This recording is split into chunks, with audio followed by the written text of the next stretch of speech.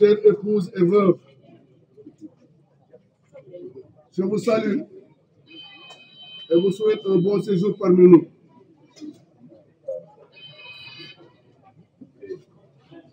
À notre rencontre d'aujourd'hui, qui ne servait d'habitude qu'à échanger sur nos préoccupations associatives, nous avons voulu renouveler nos cris de cœur au nom de tous les Thiessois et Thiessoises. Honorable invité, nous rendons grâce à Dieu et nous nous disons marhaban bikoum. Nous vous remercions pour votre déplacement et le temps précieux que vous nous accordez. Nous vous en sommes reconnaissants.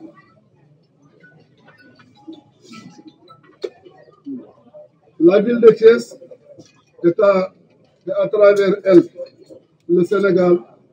est nostalgique de ce merveilleux mode de transport qui est le chemin de fer. Nostalgique, oui, quand on se remémore le nombre de trains que recevait la gare de Thiès en une journée. Alors que la population du Sénégal n'atteignait pas 2 millions d'habitants, nous avions 12 circulations entre Dakar et Saint-Louis, 8 entre Dakar et Kaolack, 4 entre Dakar et Touba, 4 entre Guinguinéo et Tambacounda, 8 trains internationaux entre Dakar et Bamako, dont 4 express. Nous avions encore des rotations entre Louga et Linguère, 4 rotations entre Louga et Linguère, et des rotations entre Guinguinéo et Kaolack. Nostalgique, oui, quand on pense à ce père de famille, aux moyens limités, qui pouvait, avec femmes et enfants, femmes, enfants et bagages, partir de Saint-Louis à 7 h du matin, arriver à Thiès à 9 h 30, repartir de Thiès à 10 h, faire escale à Guinguinéo à 13 h,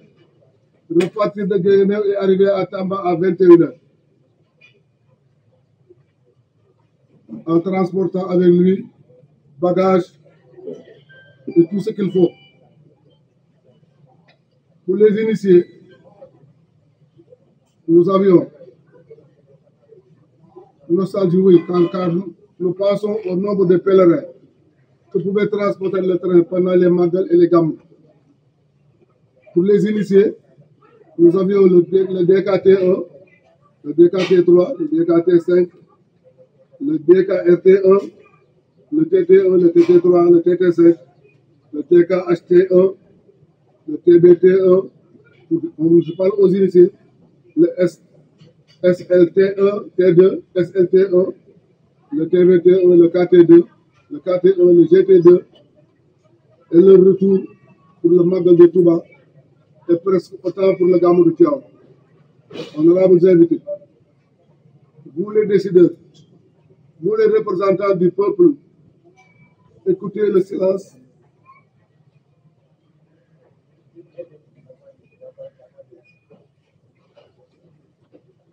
Écoutez le silence assourdissant de nos locomotives,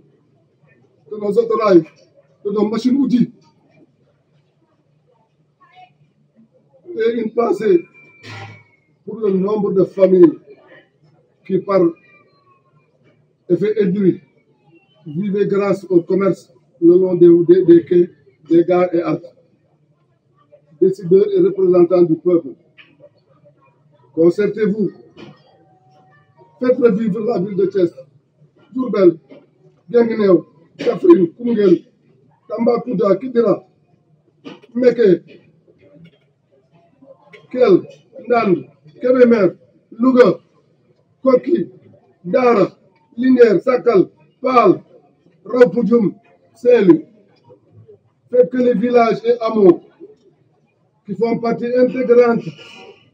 du Sénégal retrouvent le goût de vivre. Vous ne pouvez pas imaginer un train omnibus arrêté en gare de Bil, Gagny, Gossas,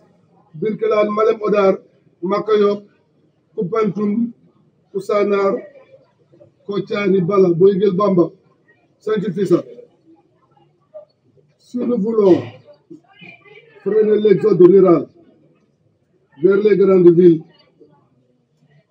Si nous voulons fixer les jeunes dans le terroir, donnons-leur les moyens d'échanger leurs produits par le marché ambulant qu'est le train.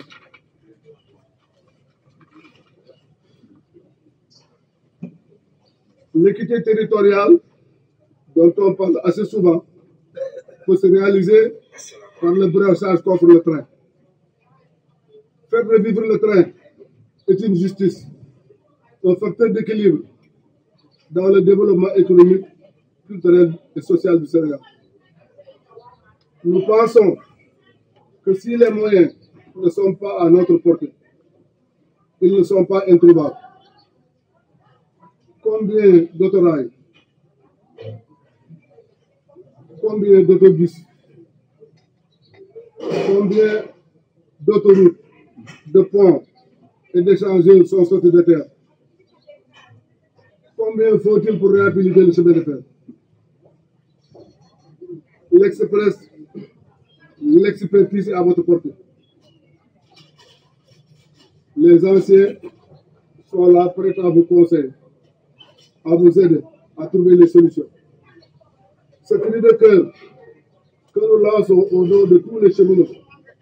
est aussi un appel à une nouvelle approche du développement. Le transport de masse est une nécessité absolue. Rappelons-nous le défi du barrage de Manantali. Quand il a fallu transporter 150 000 tonnes de matériel de Dakar à Maïné, descendant de 850 km. Rappelez-vous, quand il fallait amener d'urgence des milliers de tonnes de céréales et de sucre vers le Mali. Le chemin de fer est un outil indispensable de développement. Il est rentable, nous pouvons le démontrer. Le chemin de fer est utile, pas besoin de démonstration. Le chemin de fer est indispensable pour le développement du Sénégal, pour l'équité territoriale. Nous pouvons le démontrer. Peut-on fermer cette parenthèse sans parler du petit train bleu? Une idée de génie conçue et réalisée par les cheminots sans apport extérieur. Une réussite totale qui a fait naître le TER. Pour les nostalgiques que nous sommes, le TER est assimilable à un train de banlieue à ciel ouvert. Ce magnifique joyau doit être étendu et pour ce faire, réhabitons le chemin de fer. Nous demandons aux décideurs d'organiser une journée d'études, un forum ou toute autre forme pour identifier les acteurs qui sont prêts et capables d'aider à refaire le chemin de fer.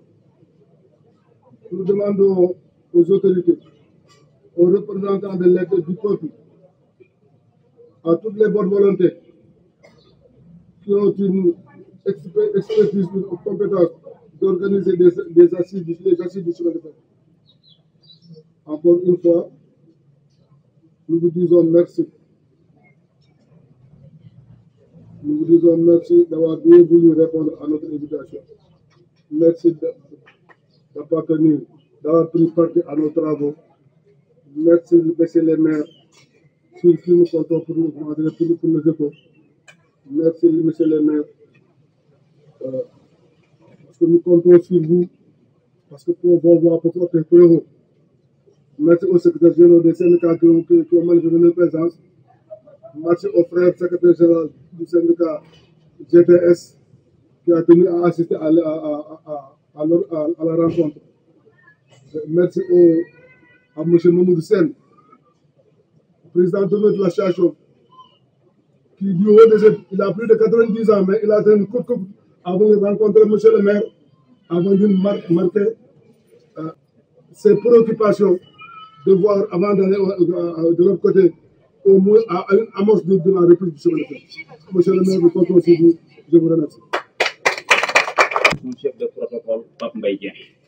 Monsieur le maire de la ville de Thiès, avant d'être maire, il avait pensé à la relance du chemin de fer. Pendant qu'il soit maire, il avait toujours pensé que le développement de Thiès, c'est les rails, c'est les chemins de fer. Aujourd'hui, il est venu ici vous rencontrer, monsieur le maire de la ville de Thiès, vous avez la parole. Saluer aussi le secrétaire général des syndicats présent, mais aussi notre père. Saluer l'imam, les imams de Djefao, profite de lui présenter mes sincères condoléances, mais aussi toutes ces grandes dames, nos chères mamans et tantes qui sont ici présentes. Je voudrais aussi particulièrement les saluer. Et évidemment, je suis très ému après avoir entendu un tel discours qui vient d'un homme qui a une grande expérience du chemin de fer, mais qui a parlé au nom d'une communauté. La communauté des cheminots, mais pas n'importe lesquels, ce sont ces cheminots qui ont consacré leur vie, dédié leur vie au chemin de fer. Cela signifie que ce sont des hommes d'expérience. Et celui qui a parlé, notre oncle qui vient de parler, il connaît le chemin de fer. Et c'est quelqu'un qui a parlé de l'intérieur. Qui me connaît mon engagement pour le chemin de fer. Cet engagement, il est très simple. J'ai toujours dit, lorsque vous dirigez un pays, vous dirigez une communauté, vous dirigez une ville, vous devez faire l'effort de connaître l'histoire de cette ville. D'abord, il y a deux choses pour diriger une ville ou bien un pays. Il faut d'abord l'aimer, il faut d'abord le connaître. Il faut l'aimer, il faut d'abord le connaître. Si vous le connaissez, votre amour va se renforcer. Lorsque nous étions des élèves, on nous enseignait que l'Égypte est un don du Nil. Si l'Égypte est un don du Nil, Thiès est un don du chemin de fer. Si l'Égypte est un don du Nil, Thiès, que nous avons comme ville aujourd'hui, que nous célébrons, que nous positionnons comme la deuxième ville du Sénégal, cette ville, elle est récente. Au début, il y avait un petit village sérère, Kangin. Mais la ville qui s'est développée en un si peu de temps est devenue même une ville africaine, où vous avez des Bambara, vous avez des Daoméens, vous avez des Maliens, vous avez des gens de la Haute-Volta. J'utilise, je fais l'explication. À l'époque, c'était la Haute-Volta. Cette ville, c'est le chemin de fer qui a façonné cette ville-là de Thiès. C'est le chemin de fer qui a façonné cette ville de Thiès. Culturellement, économiquement, socialement. Et l'on ne pourra jamais parler de l'histoire de notre ville sans parler du chemin de fer. L'on ne pourra jamais parler de l'histoire économique, de l'histoire sociale, politique de cette ville sans le chemin de fer. Et de la grande contribution des cheminots dans la lutte pour l'indépendance. 1938, ici, avec les cheminots qui sont tombés ici. 1948, avec le livre de Ousmane Sembène, Les bouts de bois de Dieu, où on voit la grande contribution des cheminots, mais aussi la grande contribution des femmes, avec de grands leaders syndicaux. Sar Ibrahima, Diak, Ousmane Ngom, et tant d'autres figures. C'est pourquoi je voudrais profiter de cette occasion pour rendre hommage à tous ces cheminots disparus aujourd'hui, qui sont encore vivants, mais qui ont apporté une grande contribution pour le développement économique et social de notre pays. Je suis très ému parce que j'ai devant moi des gens qui ont consacré leur vie au chemin de fer et qui voient cet outil de travail, d'espoir, aujourd'hui complètement en lambeaux. Il faudra reconstruire le chemin de fer.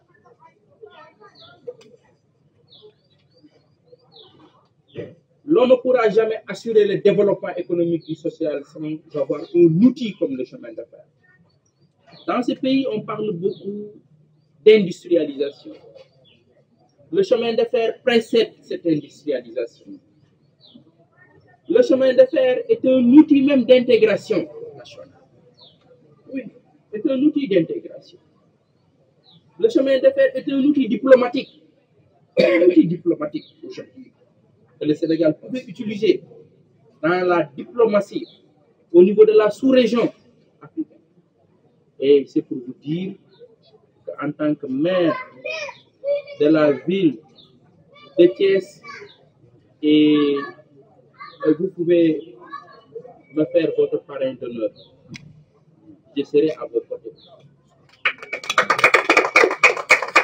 Je serai votre porte-parole. Je porterai ce plaidoyer partout. Je pense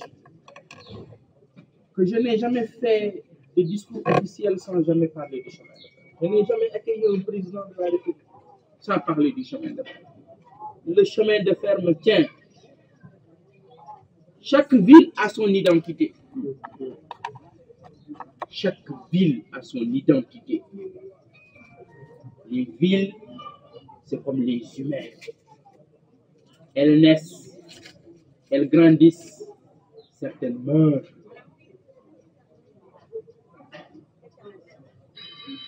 Certaines villes ont disparu. Mais les villes ont une qualité exceptionnelle que n'ont pas les vivants. Les villes ont la capacité de se rajeunir. C'est mon défi à dire. Rajeunir cette ville. Repositionner cette ville. Au plan national, comme au plan sous-régional, comme au plan mondial. Repositionner cette ville. Et vous pouvez compter sur moi comme allié. Ce que je vous dis là, ce ne sont pas des propos d'un politicien. C'est d'un homme convaincu. Convaincu. Si vous suivez mes interventions, je parle toujours du chemin de fer. Je disais que les villes, c'est comme les humains. Ils ont leur identité. Chaque ville doit faire l'effort d'avoir son identité. À Thiès, oui, nous avons notre identité. Et notre identité, ce qui fait l'identité de Thiès, ce qui fait cette ville aujourd'hui que nous avons hérité de nos parents, cette ville-là de Thiès, on ne l'a pas volé. Le chemin de fer constitue l'identité de cette ville. Et je pense que le chemin de fer doit continuer son voyage à travers les siècles. Le chemin de fer doit progresser. Le chemin de fer doit être réhabilité, renforcé aujourd'hui. Un grand savant qui est parti, j'ai eu la chance de fréquenter le professeur Amédi Aditien. économiste, grand économiste de l'université Cheikh Anta Diop de Dakar. J'ai eu la chance de fréquenter quand j'étais jeune étudiant. Et c'est lui qui m'a appris l'importance du chemin de fer dans le développement de l'île. L'importance du chemin de fer dans l'intégration d'une nation. Et il me disait un jour, Babacar, le problème que nous avons en Casamance, si le chemin de fer avait couvert cette zone, je pensais qu'on aurait ces problèmes-là. On n'aurait pas un pays divisé. Il y aurait ce passage culturel, linguistique, ethnique. Le chemin de fer est un instrument d'intégration nationale. Et je pense qu'à la fin de vos travaux, si j'ai le rapport, je m'engage à faire une lettre officielle au président de la République pour le saisir, en tout cas, de votre pays. On a mbékkee ñëw fii ndax dëkk soo ko jiitee da nga war a góorgóorlu ci ñaar mooy tax nga mën a jiite dëkk ñaar bi ci jiitu moom da nga koy bëgg waaye nag nga xam bu ci manqué rek ci njiit li moom pour taxawaayam mën na manqué dëkk soo ko bëggul mënu la jaral bu jógul mënu la jaral boo ko xamut it dina jafe nga développé ko wala mën nga am ay yéene ci yéene ya du dem foog nga xam kon xam boobu bi ci jiitu mooy ñu xam ni Thiès bii ñu am jàppe ko deuxième ville du Sénégal wàllu importance am wàllu population Thiès dëkk la boo xamante ni yàggul jëkkoon Tivaouane la nit ñi xam mënoon a développé wu ci région bi dafa ëppoon positionnement ak xombol Thiès yàggul waaye nag bi 1885 chemin de fer commencé daw train bi commencé daw ñu ubbi ligne kaay bi ñu transférer les ateliers à Thiès ci la ville bi la commencé màgg bu baax a baax kon chemin de fer moo créé Thiès car ville comme agglomération bu mag chemin de fer kon mag ñi nga xamante ni seen dund yëpp dañ ko def chemin de fer ni suma papa mu Modou Diouf mi nga xamante ni suy wax xol lay waxee ba xol tooy ay mag yoo xamante ni seen dund yëpp raay la seen dund yëpp chemin de fer waxee xol seen outil de travail boobu ñu amoon doon dundal ay milliers de familles waaye doon dundal lu ëpp ay familles yi nga xamante ni ñoo ciy fayeeku ndax nag man yàlla dafa def ma màggee ci ab marché suma papa nekkoon fi commerçant su ma jàngiwaan Bilal bu midi jotee damay dem añi marché dama dund express yegg si na nag dama ko dund kenn nekk dama ko fekkee nekk xale su train bi ñëwaan express ñëw ñu ne malien yi bambara yi ñëw ne ñi doon añ sax dañuy arrêté añ taw ñun booba ay xale la sàcc fii si jéem sàcc fii xaal te kenn du la tal ndax booba day doy sëkk day bari ba kenn du la tala lijjanti kenn du la tala lijjanti la ngay sàcc sax boobu dañ la koy may kon bëri na ay famille yu nekkoon ci dëkk bi yoo xamante ni liggéey wuñ woon biir chemin de fer mais ci chemin de fer lañ doon dund ndax chemin de fer day créer économie suñu marché bii ni mu mel ku fa dem xam ni ñàkk a dawu train bi yëg nañ ko ku xam gaar bii démb lu mu meloon xam ni bu train bi dawoon Thiès du mel ni kon bu ñuy wax relance de l'économie à Thiès dundalaat économiquement Thiès yaakaar naa ni chemin de fer mën na ci indi lu bare xam seeni taxawaay xam seeni yéene xam li chemin de fer représenté woon démb ci Thiès représenté ko tey ci Thiès war ko représenté ci suba wala li chemin de fer war a représenter ci ëllëgu réew mi ndax industrialisation bi nga xamante ni ñu ngi koy wax industrialisation boobu mënul am lu dul chemin de fer te chemin de fer aussi dafa indi sécurité day am accident ci yoon wi ci camion yi ci yàqule route loolu so chemin de fer amoon accident yooyu yaakaar naa ni fakkat yooyu bëree bëri dina wàññeeku li am ay embouteillage yi am yooyu yëpp je pense que bu chemin de fer amoon yooyu yëpp dina wàññeeku kon daal ma jàpp ni lii ngeen di jooy ah maa ngi ci wànde en tant que maire wala avant may nekk maire yaakaar naa ni li ma def discours officiel te waxuma chemin de fer bu amee bariwul président de la république moom musul dugg Thiès te waxuma ko chemin de fer du benn du Macky Sall en tout cas yi ma fi fekk Macky Sall ci ay sujet yoo xamante ni loolu taxu ko woon a jóg am na fi ab gouverneur bu fi newoon xaw tuuti ci benn jour président Macky Sall di fi ñëw mu bëgg maa xañ parole sous prétexte que moom du wax ci objet bi leen lay wax su ñëwee ah wax maire bi de dina jafe président di ñëw ñu ne duñu jox maire bi wala de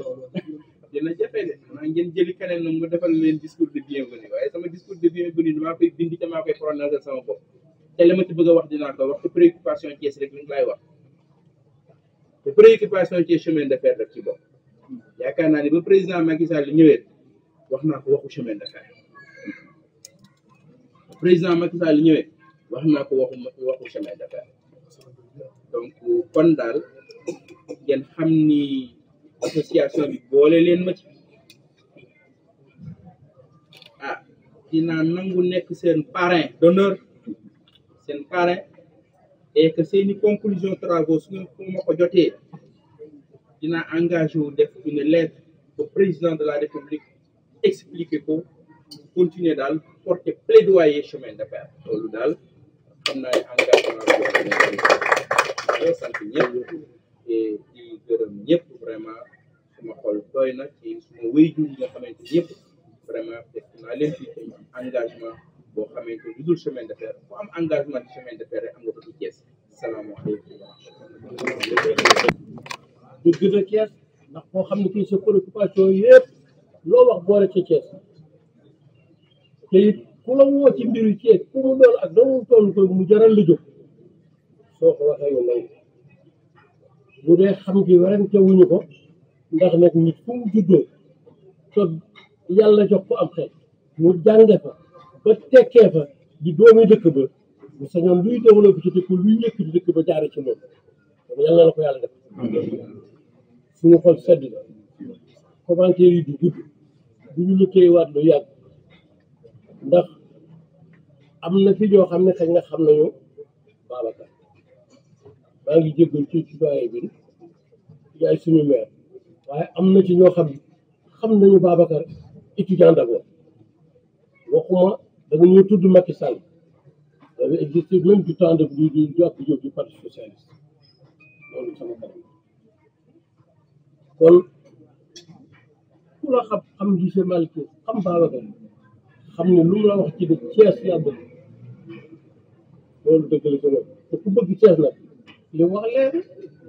Thiès kay chemin de fer ko defar sinon ci waa woon xombol ak yeneen di dëkk ci ko nañu waaye bi Thiès bi chemin de fer ñëwee ñu la Thiès dund ba léegi kenn dootul tudd beneen dëkk deuxième bi di ko wax lu dul Thiès na délégué benn nit ñuy wax ay tout waaye c'est sur le plan religieux et sur le plan population waaye nag bu dee ci nekk ak développement ku tudd Thiès ku tudd Dakar Thiès aussi ñu nag suñu xel dal kontaan nañu itam bi nga xamee ni yàlla def na nag ba nga xam ne léegi suñu maire léegi yàgg nañu am na ay maire kenn ku dëkk Thiès fii xam nga Ousmane Ngom jàmbaar la bëri na def na fi nekk waaye dafa bëgg dëkk bi yàgg fi ba xam ko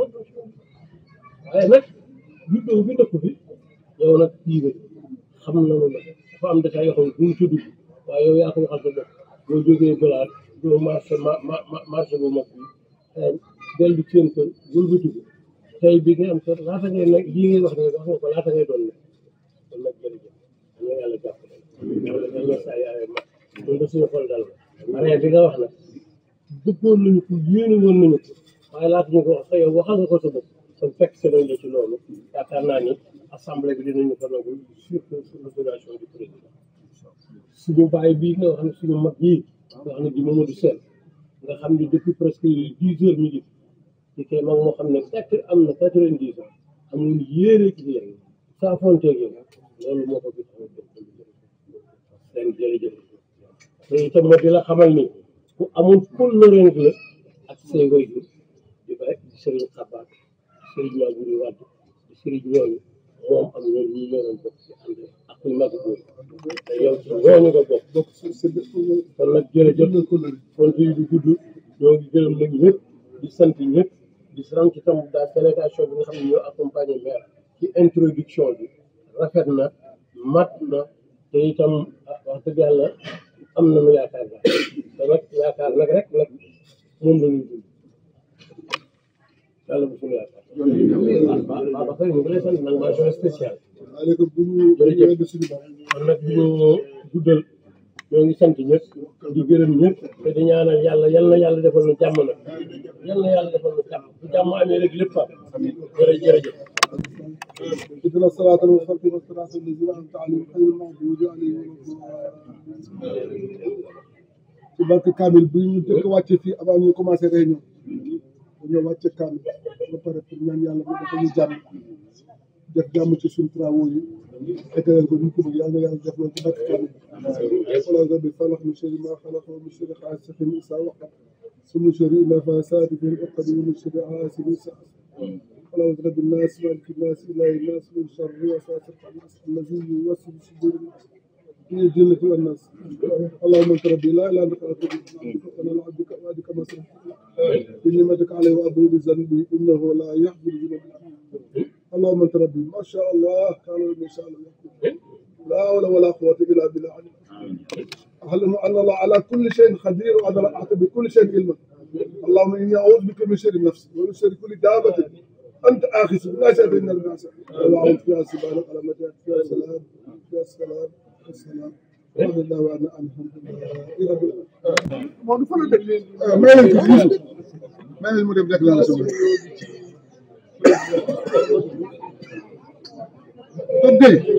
Pape ñu tuuti rek ci eggale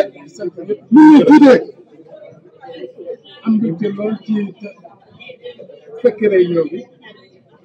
fekk ci surtout li nga xam ne gën nañoo xaw nañoo bëri di seen tuuti muy Mamadou Sène di suñu kilifa di suñu lépp léegi di sant surtout nag Mamadou parce que man pratiquement mën naa ne association bi ci xew moo Pape Gueye ñoo ma koy jot ñu di ci duñ ci déggoo duñ ci gëj a déggoo surtout vraiment maa ngi koy sant bu baax a baax di ko gërëm parce que ci bëree bëri moo koy jot moo koy wax moo koy dox sant naa ko bu baax a baax di ko gërëm affaire bi ne daf ma gën a neex ndax ñi ci bëree bëri ci ñi ma nekk ñi mu nekkaloon fii ci chemin de fer surtout ci conduite bi ay mécanicien gisee nañu fii wax dëgg yàlla gën nañoo gisee donc lii moom yàlla na ci yàlla def jàmm li ñu ci yéene ci ñu yéene ko ci dox man ma xam ci lu bare bare yal na ko yàlla eggal ci muy gëneelu mécanicien yi yëpp ñun ay mécanicien lañu moom la ñu mës a def suñu bopp te moom la ñuy nekk ba faaw incha allah parce que tant que ñu ngi dund donc ñu ngi lay sant bu baax a baax seen kër jërëjëf. waaye pour moom la kër la nag ndax nii mu ko taxawoo ak coono bi mu ci ak yéene ji mu ci am ñu war a woote nañu waaye ku woote moom ñëpp la woo jégal leen tour bi ah dëgg la amoon na un caractère spécial ndax amoon na invité waaye terewul moom li ko ci war yëpp def na ko li muy jëkk a tàmbalee nag mooy añ bi neex na bari na bari na te itam ah sëriñ bi Mamadou Diouf déey na ma ni moom laa tere financé lépp nag caaj moom du ci dara te nee na billaay wallaay wa taalaay dërëmam dugg ci te xam naa ne xam na nu Mamadou Diouf ah wax dëgg yàlla passé na bu muy wute lu neex nii rek ngay wax loolu kon nag maam laa kii jërëjëf yéene ji nga am ak li jëf ji nga jëf yàlla na nga ko gën a mën yàlla na ko yàgg taxaw yàlla nañ njaboot gi nga xam ne jàpp naa ne ñoo la jàppale yàlla nañu gën a mën nga yàgg lool ak ñoom loolu yéene ji nga am ci ci teraanga ci yow ak ci wajur yi tàmbale ko ci seen papa mu ne Diouf muy yàlla nañu matale lépp ñun ñi fi daje ñëpp suñu xol sedd na suñu xel itam dal na ah tur bi neex na am nga ci yéene dalal nga gan yi ci sa kanam ndax gan moom kanam moo koy dalal kon nag jërëjëf sa diggante nag ak Covid yàgg na xëy na mën nañu koy tëddee ca jamono yàlla ko ay leeral la ko yàlla xare àjjana yàlla na coonoon yëpp yow ci àdduna ku baax la woon waaye bi yàlla defee itam nga dugg ci loxoy Mamadou Diouf mii ndax nag Mamadou Diouf moom ci diggante samedi ak dimanche rek dana jaaru fi nag gërëm bi mu lay gërëm ak yéen jërëm loolu mooy di dëgg ndax nit bu defee lu baax dañ koy gërëm ci dundam ñu dégg ko ak ñoom ñëpp dégg kon jërëjëf may suñu xol sedd na jërëjëf nekk ci wuñu wax dëgg la ñu doon duggee ci yow ñu ngi lay jaale itam sa xarit bu baax ba nee na yàlla ko yàlla yërëm te xare ko àjjana bii may wax nag samay kàddu la waaye kàddu yi bu mu dugg nee na sa diggante ngërëm ak yow am na fu mu tàmbali raabul fenn fu mu yéene nga ko lépp nangul nga ko lépp santuloo ko dara kon moom lépp luy manqué ba luy def xëy na ci moom la war a defe ah waaye yaakaar naa ne loola itam desul sax ndax yow ci sa bopp itam nee nga ma Mamadou Diouf jërëjëf te ngërëm nag moo mënut a passé jërëjëf lu mu gudd loo wëndeelu ci jërëjëf rek nga yem bon nag jërëjëf yàlla barkeel la rafetal mujj gi ah te it barkeel njaboot Diouf yooyu it ñu ngi lay sant bu baax ndax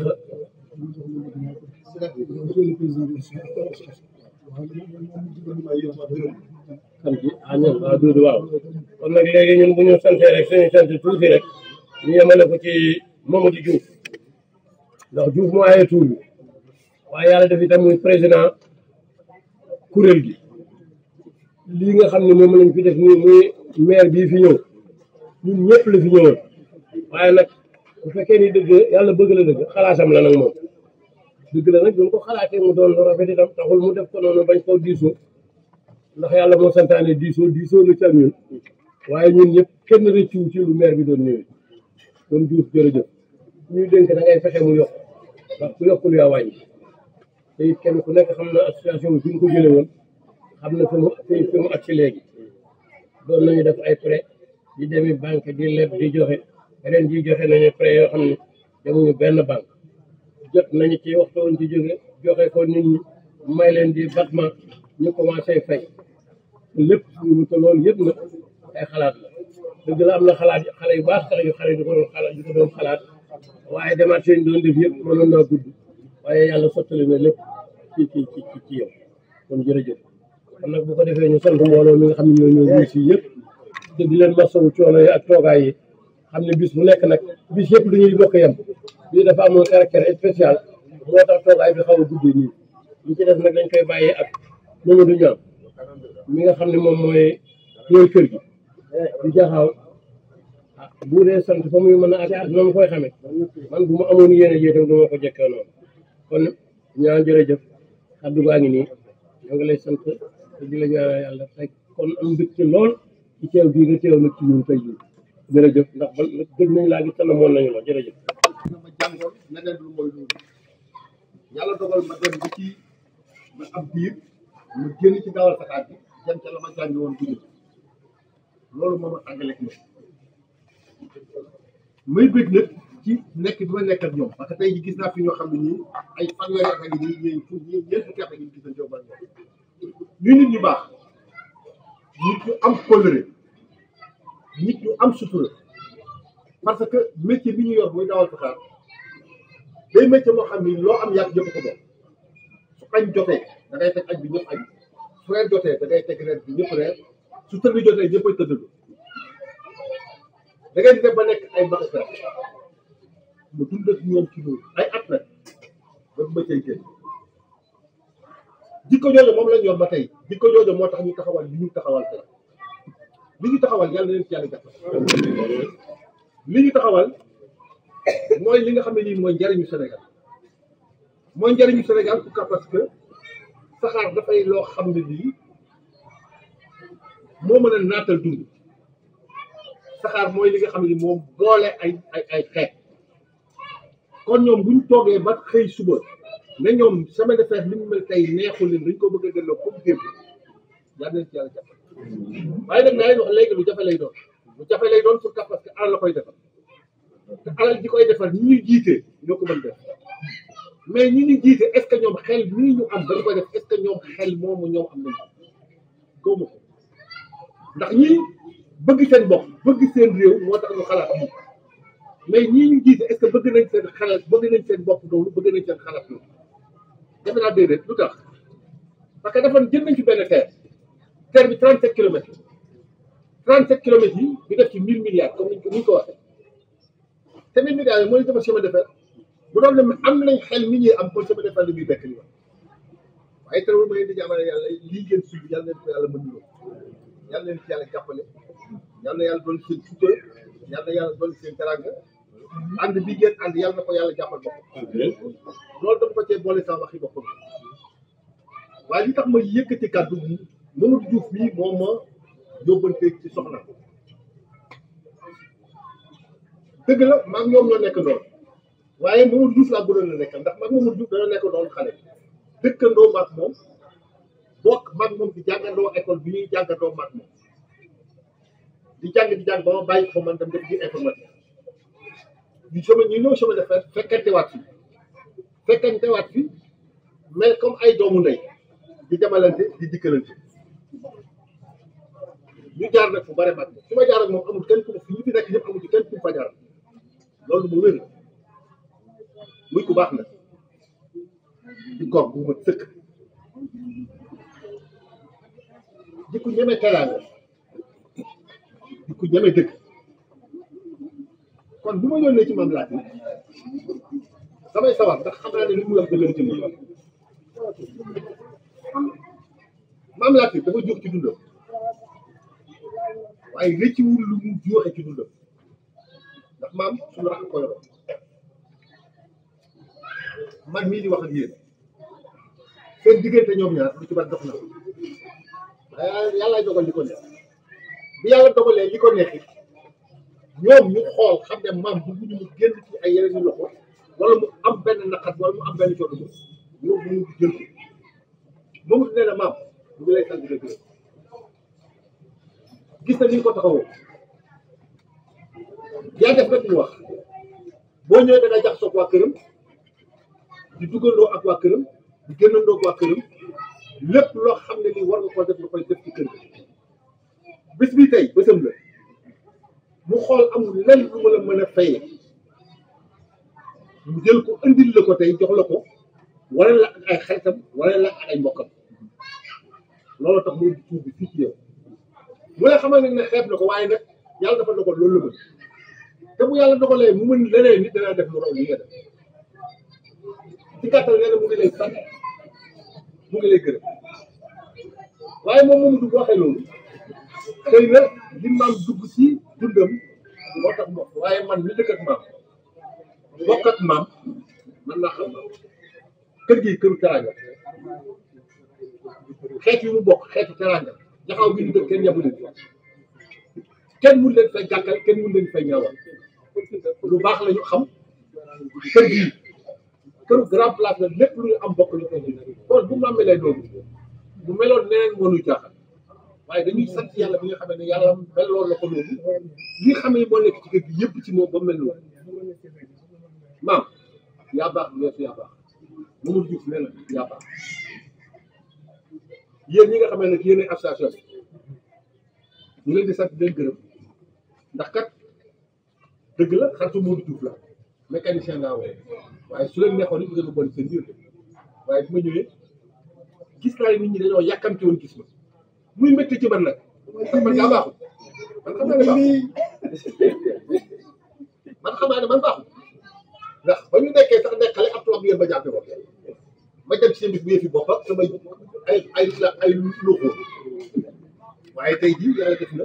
li ñu koy gisee ci bu ngeen ma gisee tey jii kenn ku nekk yaa ngi bëgg a fa yéen a baax gi ngeen baax yal na leen ko yàlla delloo yal na leen yàlla sàmm yal na leen yàlla yiir yal na yàlla teg loxo ci seen njaboot yàlla bu ñu yàqule yàlla bu ñu yàq xam leen ne bëgg naa trop ñëw bi ma ñëw fii ci seen biir wóor na yàlla lu ma 5 ans gi nii du ma génn sama kër wallaahi 5 ans gi nii je ne sors pas de chez moi dama nekkoon nag sama soxla mu génn àdduna sama beneen soxla bi elle vit entre 2 avions ñu ñor samay doom imbécile yi ñëpp lañ bàyyi ma fi ñëpp a nga France ña nga Italie man dong sama kër yàlla may kenn du ma génn du ma dem du ma ji waaw di leen ñaanal yàlla jàmm nag yàlla yàlla doon seen jàmm ala ma seen ala seen nag ngeen baal baax nag moom laa tudd jarbaat bi kenn jooy ci kenn meru ndax yow uuf nga njaboot ba sama maam lii yàlla indiwaat ko ci kër gi mu bokk ci kër gi jël la te ba tey dara ñaaw jërëjëf kontaan nañu bu baax a baax ci yow lii su ma ko waxuloon lii dama complété rek sama grand mais lii man dama ko dund ak yow dund ko ak sama nijaay Alioune xam nañ bu baax a baax